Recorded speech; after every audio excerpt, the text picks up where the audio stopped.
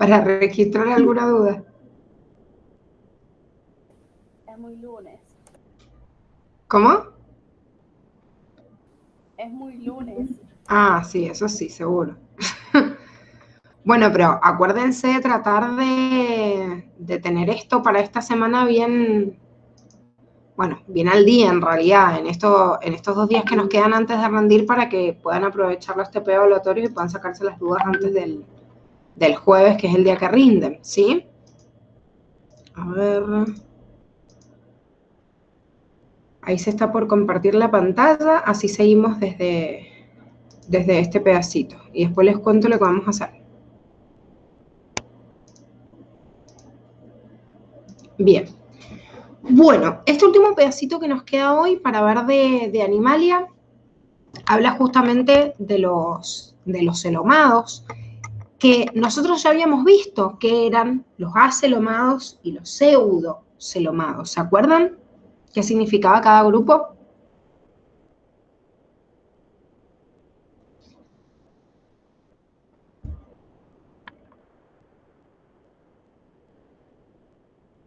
Vamos, alguno que tire algo, así se van despertando. Uno ¿Qué era no un tenía acelomado? cavidad. Bien. ¿No tenía qué, Cande, perdón? La cavidad llena de líquido, o sea. Bien, o sea, esta cavidad que se le llama celoma o cavidad verdadero, el acelomado no la tiene. ¿Y el pseudocelomado? Que eran los gusanitos redondos. Deben haber visto los dibujitos tan agradables de los gusanos redondos con la Dani, ¿o no?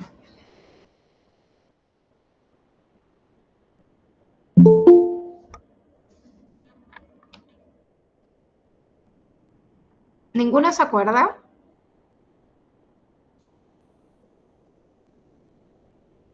El pseudocelomado lo que tiene es un espacio, o sea, una cavidad, pero no se le llama cavidad verdadera porque es una cavidad que no se puede septar, o sea, que no se puede dividir en septos.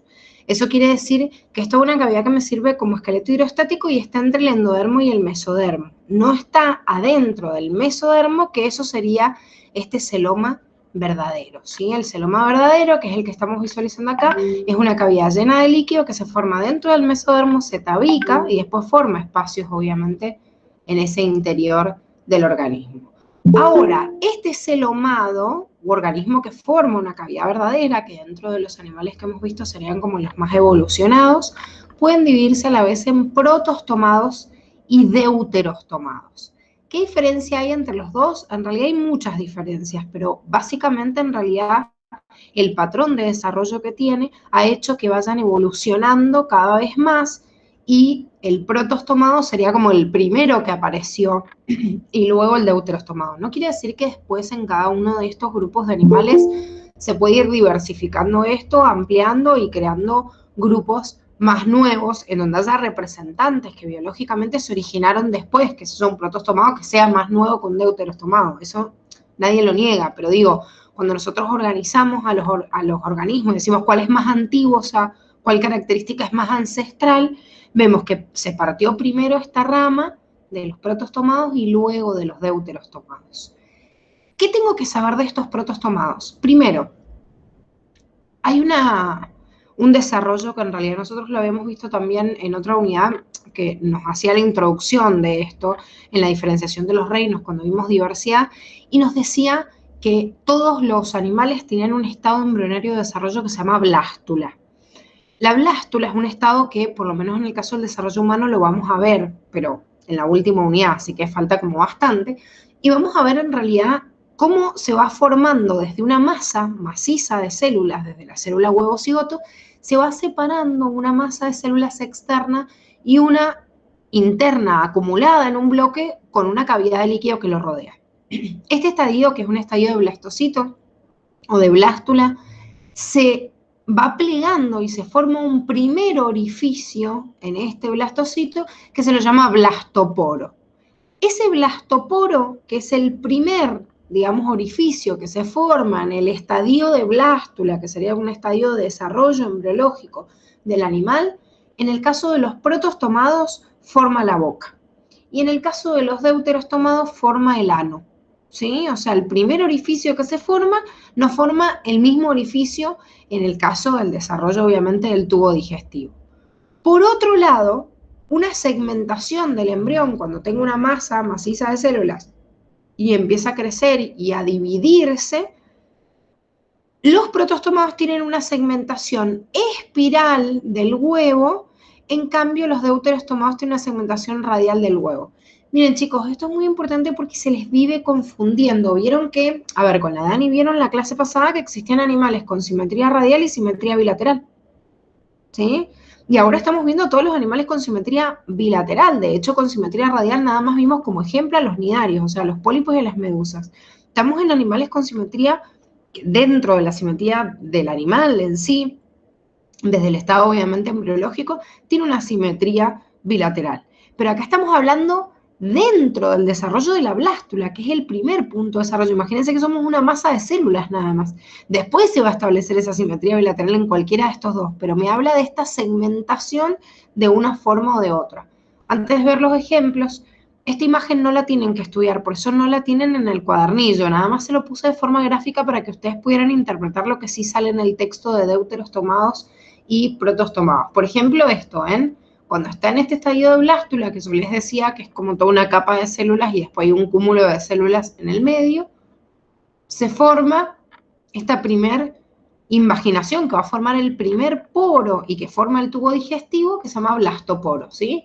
Y esa invaginación va formando todo un tubo interno que después obviamente va a salir, o sea, se va a unificar ese poro con el polo posterior y va a formar el ano. Entonces, en este caso, el primer poro formó la boca y se va extendiendo la formación de todo ese tubo digestivo en el interior del embrión hasta que se unifica, o sea, se fusiona esa pared embriológica con la externa para formar el orificio de salida en el tubo digestivo.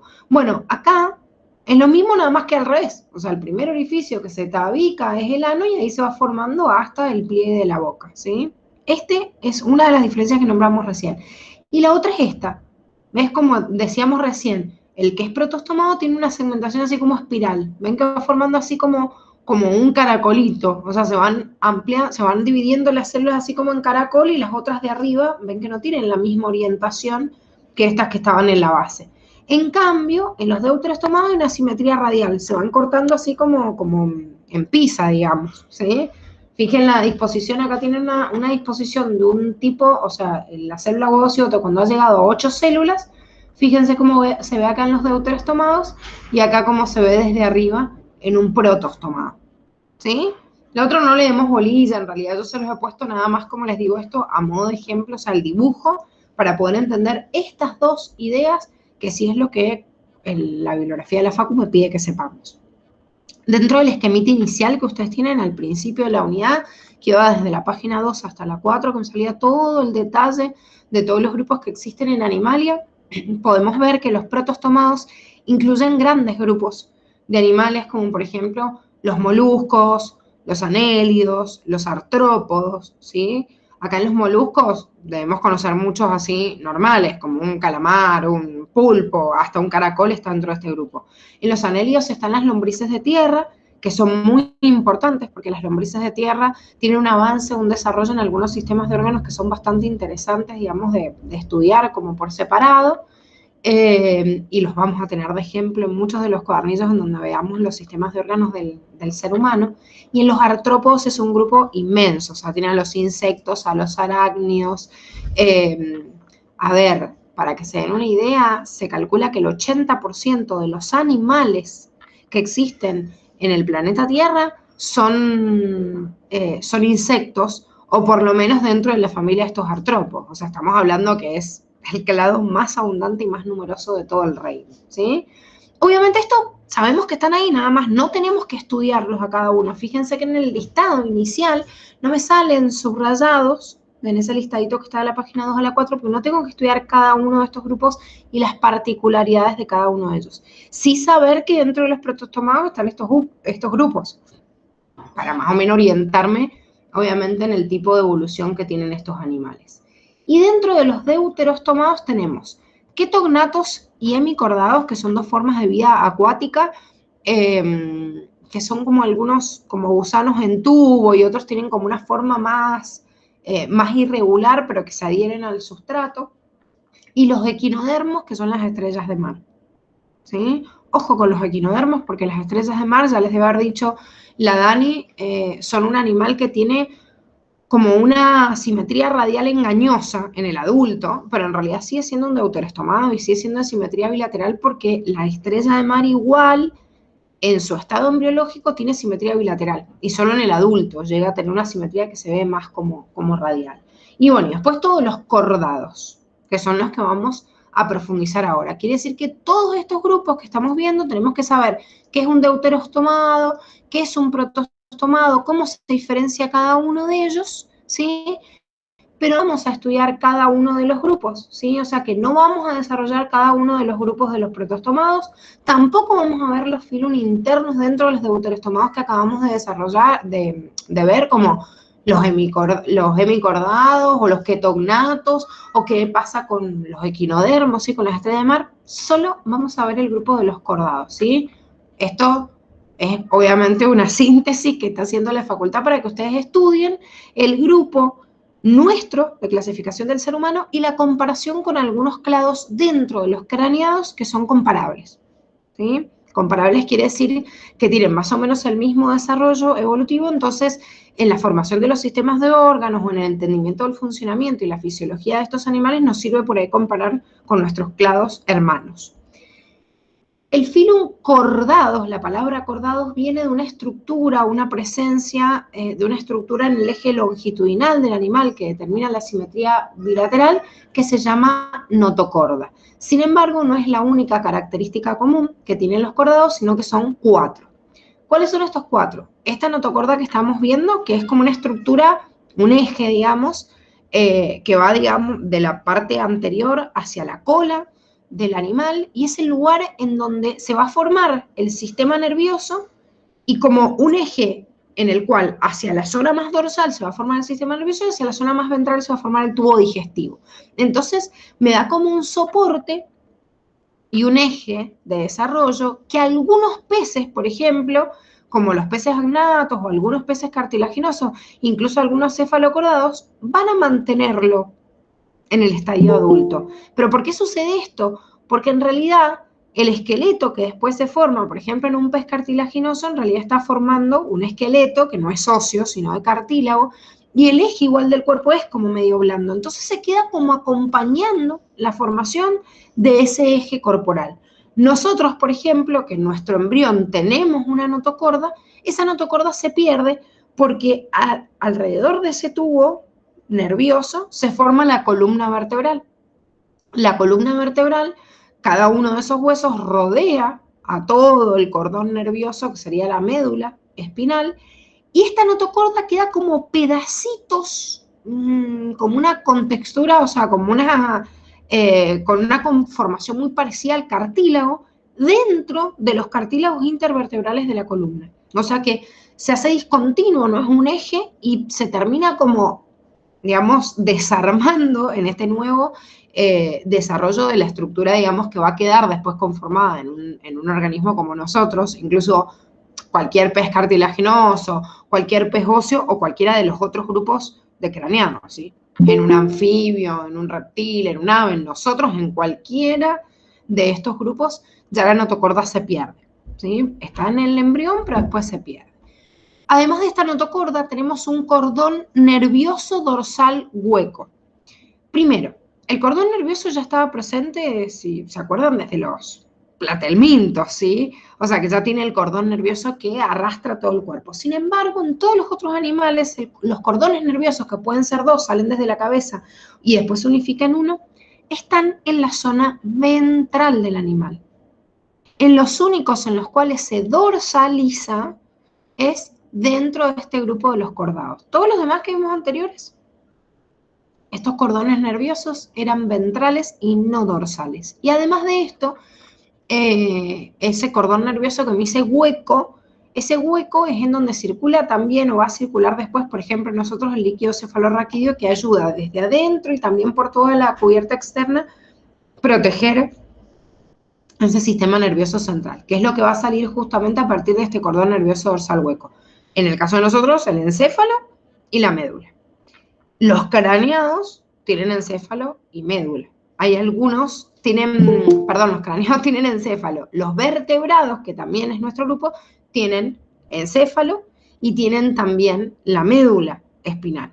Entonces, en unos no se termina de formar la médula, digamos, cubierta por una estructura ósea y es simplemente el cordón nervioso, pero la estructura de tener toda la concentración de los ganglios y la prolongación como una colita, chicos, existe desde los acelomados. O sea, los nidarios nada más no tienen esto porque tienen una red difusa. Pero esto de concentrar casi todos los ganglios, que es el proceso que vieron con la Dani que se llama encefalización o cefalización, la concentración de todos los ganglios en la cabeza y la prolongación hacia todo el cuerpo existe desde los gusanitos menos desarrollados. Imagínense estos, obviamente, que son dentro de los cordados, que son dentro del desarrollo que hemos visto animar los más evolucionados. Por otro lado, tenemos las hendiduras faringobronquiales o aberturas faringias, que en realidad estas aberturas comunican al embrión con el exterior.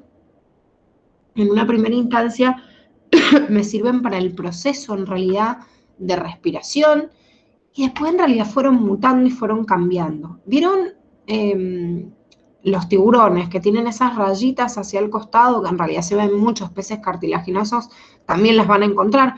Bueno, esas rayitas que ustedes ven así son una estructura en realidad que permite justamente la respiración que se llama branquia. Esa branquia ha quedado como abierta hacia el exterior, pero si yo veo un embrioncito, incluso de nosotros mismos y de cualquier otro tipo de cordado, veo esas mismas rayitas, que son justamente estas aberturas faringias, que en un pez cartilaginoso quedan abiertas y forman la branquia, y en nosotros es como que desde ese lugar se meten y forman como todo este tubo de la faringe y terminan formando la vía interna del sistema respiratorio. Es como que se invagina y luego se sella por acá. Por eso toda nuestra cavidad digestiva, respiratoria, bueno, comunicada con la digestiva también, está comunicada con todo el esqueleto de la cara. De hecho, cuando uno habla o respira, resona en todo el esqueleto, en la calota, porque adentro de nuestro cráneo tenemos varios de estos espacios. Esos espacios entonces se invaginaron y después forman la faringe o el primer conducto de los bronquios también, por eso se llama faringobronquiales, y forman como la primera estructura de ese sistema respiratorio que en el caso de los, después de pasar de estos animales acuáticos, empezamos ya a tener una estructura pulmonar para respirar y no estas branquias. Y por último, lo que tienen también es una cola posanal. En muchos esta cola posanal se pierde en el desarrollo embrionario y en otros se sigue manteniendo. Acá tenemos estas cuatro estructuras que estábamos hablando, ¿sí? Entonces, si bien este sería como el cordón nervioso dorsal que se va a formar después, o en amarillo, por debajo iría la notocorda, que puede desaparecer o quedar entre meros cartílagos, como dijimos recién, hendiduras faringobronquiales en el costado y la cola posanal. ¿Sí? Esto es característico de absolutamente todos los cordados, en el embrión obviamente. Bien, ahora, dentro de estos cordados hay tres filum de los cuales nosotros vamos a ver uno solo. Está el subfilum de los cefalocordados, de los urocordados y de los craneados. Estos dos tipos de animales son animales acuáticos, no vamos a ver el desarrollo de cada uno de ellos, pero sí vamos a ver el de los craneados. Dentro de los craneados, el grupo más abundante de todos es el grupo de los vertebrados. Como les dije recién, craneados es el que tiene únicamente el encéfalo y no tiene todavía la médula envuelta, digamos, en una columna vertebral, pero en estos vertebrados, ¿sí? Sí existen las dos cosas. O sea, el cráneo que envuelve al encéfalo y la columna vertebral que envuelve a la médula. La mayoría de los craneados son vertebrados. Por eso yo les dije que tuvieran cuidado, porque en realidad, bueno, es como que si yo hablo de craneado y hablo de subfilum craneados y en realidad quiero hablar de vertebrados, vertebrata es como que también es un subfilum, como que no saben cómo ubicarlo. Por eso tengan mucho cuidado con esto, porque el libro de Curtis, cuando estamos estudiando diversidad, me nombra el subfilum de los vertebrados, vertebrata, y acá el subfilum es craneata, o de los craneados. Entonces uno dice, bueno, pero ¿es craneado o es vertebrado? No, en realidad Vertebrados es el grupo más grande dentro de los craneados, pero depende en qué momento lo han clasificado. Curtis no habla de los craneados, habla directamente de los vertebrados, pero es como una superposición en esta clasificación de la diversidad que no saben bien cómo dividirlo, porque son como los dos subfilum, y uno dice, pero no pueden ser los dos subfilum, pero ya están como ocupados todos los escaloncitos de clasificación biológica. Así que ojo, tómenlos a los dos como subfilum. ¿Qué características entonces tienen estos craneados? Bueno, como habíamos dicho, la columna vertebral, ¿sí? Que es el soporte de la médula, y el cráneo, obviamente, que es el soporte del encéfalo, la notocorda, las hendiduras, ¿sí? Porque eso es propio de todos los cordados, pero la notocorda solo persiste en los peces gagnatos y cartilaginosos, en los otros nada más está en el desarrollo embriológico, y las hendiduras faringobronquiales solo está presente en los peces y en las larvas de los anfibios. Todos los demás desaparecen y, como les dije, es un tegumento, o sea, forma como tal estructura y el tapiz interno de la faringe y de todas las estructuras bronquiales.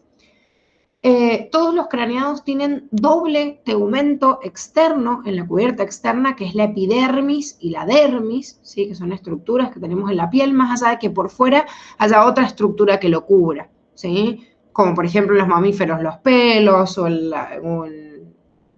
un reptil las escamas, ¿sí? O sea, puede haber algo que lo cubra por afuera, pero sí o sí tienen epidermis y dermis. Han desarrollado dos tipos de músculos diferenciados: un músculo estriado, que el músculo estriado es el que está rodeando al músculo y permite la motilidad del animal, y el músculo liso, que es el que está limitado al interior de los órganos. Tienen un endoesqueleto óseo cartilaginoso, a diferencia de otros animales que tienen un exoesqueleto. Por ejemplo, un artrópodo, una cucaracha, o incluso algunos mucho más avanzados, que sé yo, como un cangrejo o lo que fuera, tienen una estructura externa, ¿sí? O sea, una estructura que los envuelve por fuera y que tiene que mudarse cada vez que el animal quiere crecer. O sea, si un insecto quiere crecer, tiene que romper toda esa estructura rígida de afuera y volver, digamos, a formarla cuando se van produciendo estas distintas mudas. En cambio, estos animales tienen un endoesqueleto, y este endoesqueleto va acompañando el crecimiento. O sea, por eso nosotros tenemos un esqueleto óseo, y ese esqueleto óseo va acompañando nuestro crecimiento. La respiración puede ser branquial o pulmonar. Branquial en el caso de aquellos que están manteniendo las hendiduras porque en realidad tienen una vida acuática, y pulmones a los que tienen vida terrestre, pero ojo, algunos animales que son de vida acuática igual tienen pulmones y por eso permanecen cerca de la superficie. Es lo que pasa con los cetáceos, que son mamíferos, como una ballena o un delfín. Pueden quizás sumergirse durante mucho tiempo en el agua más que otros, pero igual tienen pulmones y tienen que estar cerca de la superficie, pues no pueden respirar en el agua, como a través del sistema de respiración branquial. Todos tienen sistemas vasculares cerrados, significa que la sangre sale de un corazón, da todo el circuito por el cuerpo y vuelve a un corazón. Eso significa sistema vascular cerrado. Tienen riñones para la excreción de los materiales de desecho, como cualquier desecho nitrogenado. Y con respecto a la termorregulación, algunos no tienen la propiedad de tener mecanismos muy específicos para la regulación, se los llama poiquilotermos, o que tienden a regularse con la temperatura del medio. En cambio, los homeotermos tienen, digamos, regulación interna de la temperatura. Si bien los peces no son una clase, fíjense que hemos visto recién hasta el subfilum, lo que se divide a partir de ellos son clases. Si bien los peces no son una clase, hay muchos peces. Están los peces agnatos, los peces cartilaginosos, los peces óseos, los peces pulmonados, los lixines, las lampreas, o sea, hay muchos grupos de peces, son clases distintas. Y si bien las aves tampoco son una clase independiente, porque como nosotros ya hemos visto, las aves son un grupo que parte desde los reptiles, ¿sí? O esto me dice el cladismo. Si bien esto es así, esta división histórica es muy común, chicos. O sea, desde chiquititos ustedes han visto que los vertebrados se dividían en peces, en anfibios, en reptiles, en aves y mamíferos. Tienen características muy notorias de presiones evolutivas distintas.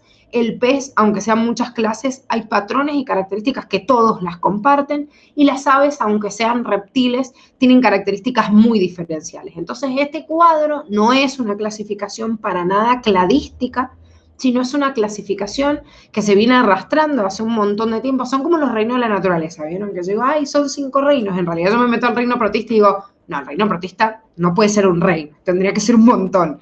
O me meto al reino mónero y digo, no, no, pará, esto está mal, ¿cómo va a ser un reino si hay dos dominios antes? Bueno, es lo mismo. O sea, históricamente se viene arrastrando esta clasificación de estos 5 tipos de vertebrados, aunque sean desde el cladismo clases distintas. Entonces tengan en cuenta esto, un pez, o sea, la palabra pez es una supraclase que incluya muchas clases distintas, y la palabra aves no es una clase, sino que debería ser una subclase, una rama dentro de los reptiles, ¿sí? Sí son clases independientes los anfibios, los reptiles y los mamíferos. Pero a fin de diferenciar determinadas estructuras es importante clasificarlo en estos 5 grupos. ¿Por qué es importante este cuadrito que tienen al final? Porque vamos a empezar, después de esto, o sea, ahora repasamos esto y empezamos con biología humana y la introducción de esta biología humana, y partimos desde este mamífero que tiene determinadas características, pero arrastramos en el desarrollo de cada uno de sus sistemas de órganos qué es lo que pasó antes que ellos. O sea, qué es lo que pasó en los vertebrados hasta llegar a esta característica que tenemos en la respiración, en la reproducción, en la regulación térmica o en lo que fuere, ¿sí? Entonces es muy importante que se estudien este cuadrito para entender la evolución de cada uno de los sistemas de órganos. Lo vemos rapidito, pero obviamente esto va a sentarse y a tratar de acordarse y de estudiar cada una de los puntos de diferencia de cada uno de estos grupos. Tegumento quiere decir la estructura externa, o sea, ¿qué hay por afuera de esa, aparte de la dermis y la epidermis, qué hay por afuera que cubra a ese cuerpo? Que justamente en el anfibio prácticamente no hay nada, por eso la mayoría de los anfibios tienen liso o desnuda la cubierta externa y algunas glándulas que les sirven para secreción, pero no tienen nada que los proteja. Los peces y los reptiles tienen escamas que cubren toda la superficie corporal, y las aves, si bien mantienen las escamas, por ejemplo en las patas, la mayoría de su superficie corporal está cubierta por plumas, ¿sí? Y en el caso de los mamíferos, por pelos. Todas las formas de vida acuática, que son las larvitas de los anfibios, que son muy distintas al animal, digamos, en estado adulto. No sé si han visto alguna vez un sapo o una rana en su estadio evolutivo inicial. Es un renacuajo sumamente chiquitito y con una forma totalmente distinta a la rana. Bueno, esa es una larva de un anfibio. La larva de un anfibio y todo el pez tiene respiración branquial porque están en el agua, todos los demás tienen respiración pulmonar. En cuanto al aparato circulatorio, si bien esto lo vamos a ver bien cuando veamos circulación, y lo vamos a ver con dibujitos para que se entienda mejor, cuando un animal tiene una circulación de tipo cerrada, porque lo dijimos recién que todos eran cerradas, pero simple, quiere decir que tiene un corazón y que ese corazón tiene una cámara por la cual sale la sangre y otra por la que llega, o sea, una aurícula y un ventrículo. Eso significa circulación simple. Entonces salen vasos desde el ventrículo y llegan desde la aurícula, pero tiene 2 cavidades. Los que tienen circulación doble pero incompleta quiere decir que se ha tabicado en 2. La cámara que recibe sangre del corazón, pero todavía no se termina de tabicar la otra cavidad, o sea que tiene 2 aurículas y un ventrículo. Eso es lo que le pasa a los anfibios y los reptiles. En cambio, ya en las aves y los mamíferos hay una perfecta tabicación del corazón y encontramos 2 aurículas y 2 ventrículos, o sea, un corazón con 4 cámaras. Esto tiene que ver con la regulación de la temperatura, ¿sí? No regulan su temperatura con mecanismos propios, hasta los reptiles, en cambio aves y mamíferos sí. En cuanto al desarrollo del aparato excretor, yo les digo, medio como que hasta que no veamos aparato excretor es medio difícil ver este desarrollo desde el pronefros al mesonefros hacia el metanefros, pero para que se den una idea es como la ramificación cada vez más específica de todo el aparato renal, desde ese riñón primitivo hasta llegar a la conducción general de todos los tubitos o nefronas que se reúnen en ese riñón y salen por un conducto o una vía excretor única, que es lo que pasa en el metanefro, ¿sí? Entonces va evolucionando hasta este riñón, que es un conjunto de todos los tubitos que van cada vez filtrando de forma más específica la sangre hasta que filtran obviamente y depositan la orina en un único tubo que va hacia el exterior. Ojo, ya sea de forma independiente o no, porque por ejemplo nosotros tenemos una uretra que es por donde se excreta obviamente el aparato excretor, que es independiente al conducto, digamos, del tubo digestivo. En cambio las aves tienen ese conducto unificado con el sistema digestivo. O sea que cuando una vez digo, ay, me cagó un pájaro, no saben si les está cagando o les está meando. Es más, no saben si está cagando, meando o está eyaculando, porque el aparato reproductivo también libera hacia el mismo lugar.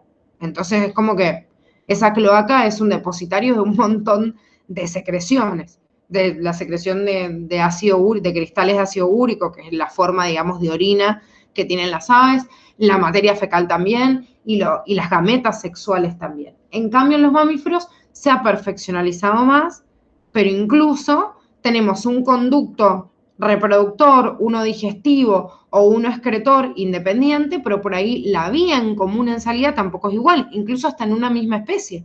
Por ejemplo, en nuestra especie, como en la mayoría de los mamíferos, el conducto excretor del sistema excretor en las mujeres es independiente al conducto que comunica con la vía reproductiva, pero en el hombre está unificado.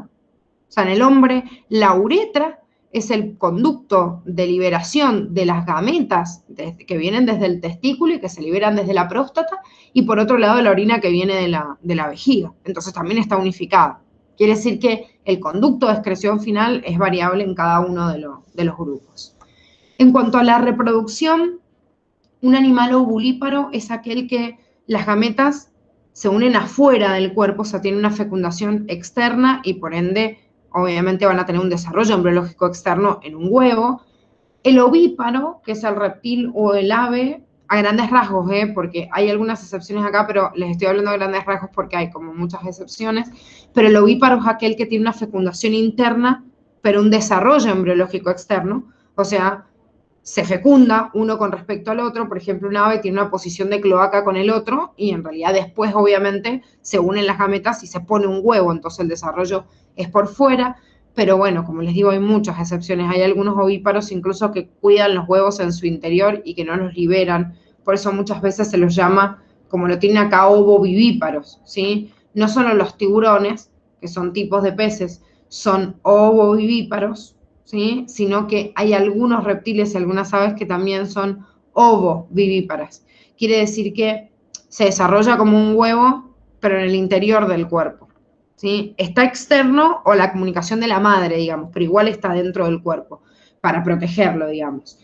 Y si bien los mamíferos son vivíparos, en su gran mayoría significa fecundación y desarrollo interno en el cuerpo de la hembra. A veces hay vivíparos, excepciones de esto, como por ejemplo el ornitorrinco y la equidna, que están dentro de un grupo que se llama monotrema, que son ovíparos, que serían los únicos mamíferos que ponen huevo. ¿Han visto los ornitorrincos o las equidnas? ¿Las conocen o no? Yo sí. Bueno, si no los conocen, googleenlos, son animales bastante raros, el ornitorrinco sobre todo, parece una mezcla de un pato con un mamífero, con un cualquier cosa. Y la equidna es como si tuviera la estructura así como tipo de un oso hormiguero, pero chiquitito, tiene más en empalizada la trompa, digamos. Pero bueno, son los únicos mamíferos que ponen huevos, ¿sí? Que serían ovíparos. Y dentro de los vivíparos hay algunos que forman una placenta real y que alimentan justamente a sus crías durante todo el embarazo, que se los llama placentarios, pero existen excepciones de estos placentarios que son aquellos animales que están entre medio del que pone huevo y entre medio del que se desarrolla realmente adentro, que sería como el grupo que aúna, bueno, como por ahí que conocen más los koalas o los canguros, ¿sí? A estos animales se los llama marsupiales y quiere decir que tienen como un marsupio o una bolsa en la cual se desarrolla el embrión y luego el feto, pero no terminan de comunicarse tanto con la vía materna como una placenta que tiene una circulación completa todo el tiempo, la madre con el bebé. Entonces, de acuerdo justamente a ese intercambio de nutrientes, yo puedo decir que depende de esta placenta la nutrición del bebé durante todo el embarazo, ¿sí? Entonces, esto se lo llama placentario real. Más allá de esto, estas son las características, como les digo, generales que me va a pedir la facultad en comparación y vamos a ir agregando algunas a medida que vayamos yendo en cada uno de los sistemas de órganos del ser humano y ahí los vamos a ir comparando con los otros animales. Bueno, chicos, esto es todo con respecto a Animalia. ¿Alguna duda hasta acá? No, Gis.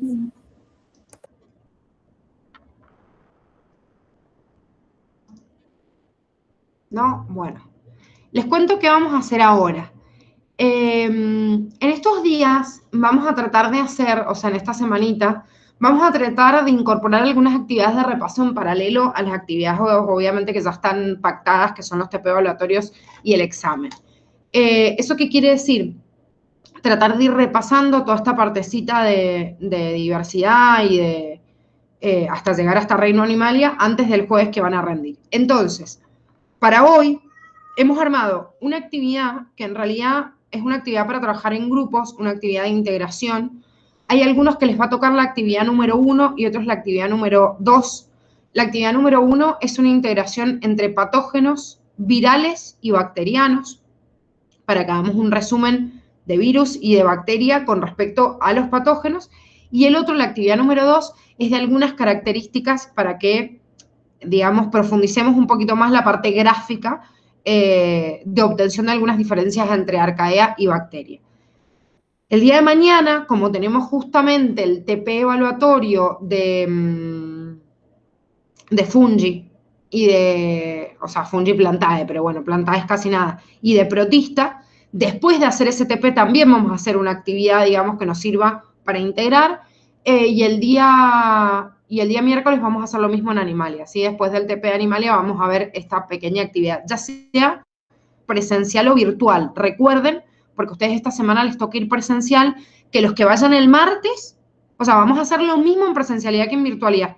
Esta semana no van a hacer el examen así como cuando han ido a rendir, que el día que van les toca rendir, no. Mañana es día de TP, de fungi y de protista. Los que estén en presencialidad o los que estén en virtualidad van a tener que hacer lo mismo. Por eso yo les voy a pasar hoy en la tarde el TP para que los lleven impresos los que van mañana, esos dos, y vamos a hacer eso en presencialidad y en virtualidad. Los que vayan el miércoles igual, vamos a tener el TP de Animalia, esta actividad de integración en presencialidad y en virtualidad, y el día jueves van a rendir todos. Yo los voy a dividir por grupos acá en el Meet. Hasta ahora los voy a dividir en 4 grupos para que más o menos queden unos 5 en cada grupito. ¿Qué quiere decir esto? Que con los grupos automáticamente la reunión como que se va a partir, va a dejar de funcionar, digamos, y va a estar cada uno en su grupito. Yo por el grupo de WhatsApp les voy a decir tal grupo, porque me arma automático el grupo, la llamada de Meet, después los puedo reordenar, pero me lo arma automático. Entonces, por el grupito de WhatsApp les digo, bueno, el grupo 1 trabaja con la actividad 1, el grupo 2 con la, no sé, con la 1, el otro con la 3, el otro, bueno, se los divido obviamente por el grupo y les paso las actividades. Les voy a contar un poquito de qué se tratan y después de eso ya se vienen, o sea, se fijan obviamente si tienen alguna duda y ya después de eso me preguntan cualquier duda por el grupito de WhatsApp o me llaman por el grupo de WhatsApp y yo me meto a la reunión de cada uno, porque la diferencia que hay, esperen que les quería compartir la actividad si la ven, la diferencia que hay cuando estamos trabajando en grupitos es que yo no puedo verlos a todos en simultáneo. Entonces lo que voy a hacer es irme metiendo en cada uno de los grupos. Entonces voy rotando en cada uno, pero si ven que por ahí necesitan algo urgente, me preguntan por el grupito de WhatsApp y yo me meto al grupo de ustedes en la reunión de Meet. La actividad de repaso de Monera, como les decía, esta es la 2, pensé que había abierto la 1. Primero, les propone hacer un cuadro comparativo de algunas características básicas que tienen que diferenciar entre arcaea y bacteria, que en realidad hemos visto obviamente en la unidad de Reino Monera. Después, un mapa conceptual que aúne por lo menos estas características básicas de diferenciación entre ambos dominios. Acá les recomiendo que utilicen algún programa que por ahí me sirva más, como tipo CIMAP o Google. Bueno, hay un montón para hacer esquemas conceptuales. Ustedes deben conocer mucho más que yo de cómo hacer esquemas o en línea o si tienen algún programita que les va a ser más fácil que hacerlo en otro. Pero bueno, pueden compartirse en un Google Doc y hacerlo de forma colaborativa entre todos. Y después, el último esquema de la nutrición de las bacterias para que nos quede sintetizado cada uno de estos grupos de acuerdo a los tipos de fuente de obtención de nutrición y de energía. Y les pido que hagan un pequeño cuadrito en cada uno de estos en donde voy a acentuar quiénes son, cuáles son los pigmentos. Vieron que esta parte como de nutrición está como muy larga, muy extensa y por ahí nos pierde si no lo vemos de forma más gráfica. Entonces esto también estaría bueno para hacerlo en en un Google Doc o algo colaborativo. Yo me di cuenta, esto lo he pegado como imagen y no sé dónde tengo el original del que hice. Por favor, acá, cuando lo tengan, no va una N, es fotoorganótrofos, sino fotoorgabótrofos. Así que esa vez la reemplazan por la N, por favor. Bueno, esta es la actividad de Reino Monera. Y ahora les muestro la otra, que sería la actividad de virus. Ay, mi gata está insoportable. Yo no sé si ustedes la sienten maullar, pero también le maulla a mi hijo, tipo, para que le abra la puerta del patio, pero el otro la ignora rotundamente como si no existiera. Entonces me grita a mí como diciendo en qué momento te vas a parar. A ver. Bueno, y ahí se ve la otra, que es la actividad entonces de repaso de virus y bacterias, que lo que le hemos pedido acá como propuesta es que comparen y que les quede como resumen todos estos virus que son patógenos para el hombre y las bacterias patógenas también para el hombre. Entonces, acá donde dice grupo de virus sería como el grupo general y para que ordenen un poquito más cada uno de los nombres y los tipos de enfermedades. Hay en algunos donde el nombre va a ser el mismo del grupo porque la facu no les pide otra cosa. ¿Qué quiere decir esto? Por ejemplo, para que se ubiquen en lo que les estoy diciendo. El grupo de virus de los herpes virus tiene distintos tipos de virus. El herpes simple tipo 1, el herpes simple tipo 2, el virus de la varicela zoster, el virus de la Epstein-Barr, y todos forman parte del mismo grupo. Entonces, tienen como un nombre aparte. O los retrovirus, vimos, por ejemplo, que estaba el virus del HIV, y después retrovirus en general. Tipo sería si es un ADN virus o un ARN virus, la enfermedad, que es lo importante que me pregunta la Facu, y síntomas se los he preguntado a propósito como para que un poquito se orienten, porque por ahí me ponen un caso clínico, me dicen una persona, no sé, tiene tuberculosis, o tiene tos, no sé, o expectoración mucopurulenta, no sé, le diagnostican tuberculosis. Y uno dice, o sea, está bien, uno tenía que ver quién era el productor de tuberculosis, pero qué era la tuberculosis como medio en la nada. Entonces, como para que pongan 2 o 3 síntomas, que esto lo van a tener que googlear porque muchos no salen en el cuadernillo, sale solo la enfermedad, pero para que más o menos se den una idea de qué significa, porque fíjense que esta tarea, a diferencia de la otra que tienen que ir buscando un montón, es como un transcribir lo que está, ¿sí? Lo que está, digamos, en el cuadernillo. Entonces, como para que ahondaran un poquito más en esto de los síntomas, y lo mismo con las bacterias, ¿sí? Pongo el nombre de la bacteria, clasificación, hay 2 clasificaciones. Sí o sí tienen que poner si es gram positivo o gram negativa, que esto sale al final clasificado, y si además de esto me dan la clasificación filogenética, también la pongo. ¿Vieron los 9 linajes que salían de las bacterias que eran patógenas? Por ejemplo, no sé, la Escherichia coli o Helicobacter pylori, que es una proteobacteria. Entonces acá pongo proteobacteria y pongo, no sé, gram positiva o gram negativa. Forma, si es un coco, puedo poner también estreptococo, estafilococo, pero si es un coco, si es un bacilo, si es un espirilo o espiroqueta o un vibrio, y qué patología causa en el ser humano. ¿Se entienden las 2 actividades? Sí, ¿Sí o no? sí, ¿Sí? sí. Bien. Bueno, entonces, primero que nada, yo ahora les paso. Ah, Julie preguntó, no, re temprano los ciclos biológicos de todos los. Julie, ¿estás en la reunión o no? No, veo a todos, esperen.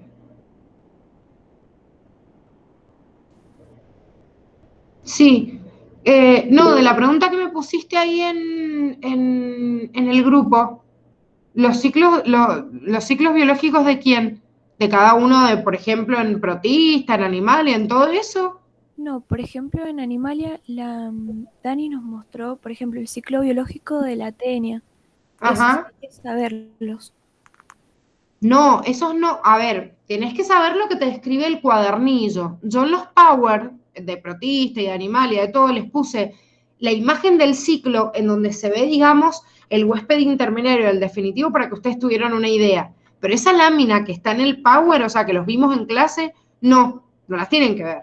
O sea, tienen que ver lo que dice el cuadernillo, lo que está detallado el cuadernillo. Miren, ¿por qué te digo lo que está en el cuadernillo? Porque hay algunos que el cuadernillo los profundiza un poquito más, como por ejemplo, Trypanosoma cruzi, que es como muy endémico de acá, entonces te muestra como el estadio, digamos, cómo pasa del huésped intermediario, que es la vinchuca, al huésped definitivo. Pero más allá de eso, que hay un cuadrito que te habla de Trypanosoma cruzi, todo lo demás es como a modo para explicar el proceso o la patología, pero no porque tengan que saberse todo el esquema. De hecho, hay esquemitas de muy poquito. No sé si está de Giardia y de Trypanosoma, y creo que no tenés ningún otro de ciclo biológico. Sí tienen que saber dónde dice el ciclo cuál es el huésped intermediario y el definitivo. Eso sí lo tenés que saber. Tenés que saber que la tenia saginata, primero, o sea, se lo transmite la vaca, qué ciclo cumple en la vaca, o sea, del huevo hasta que llega a la larva, y en nosotros la larva y se desarrolla el gusano adulto, se prende y empieza a desarrollarse. En ese sentido, el ciclo sí, pero cada uno de los estadios, cuando es una cercaria, una metacercaria, todos los estadios no. Pero cuando te nombra el cuadernillo y te dice, ¿la partícula infectiva es la metacercaria o es la cercaria? Bueno, eso sí lo tienen que saber. ¿Se entiende? Sí, gracias. Bien, no, de nada. Bueno, chicos, les acabo de pasar al grupito de WhatsApp los dos trabajos, la actividad 1 y 2. Facu dice, ¿cuándo y qué rendimos? Rinden el jueves, eso se los avisamos la semana pasada, rinden el jueves de esta semana de la unidad 10 a la 15, ¿sí? Los repasos los tenemos que dejar hechos. Bueno, y sí, Marti, idealmente sí, quizás no llegan, aparte van a continuar ustedes ahora con clase, entonces la idea es dejarles la propuesta, presentarles los grupitos, porque van a quedar ahora divididos por grupo, entonces que se organicen y digan, bueno, no sé,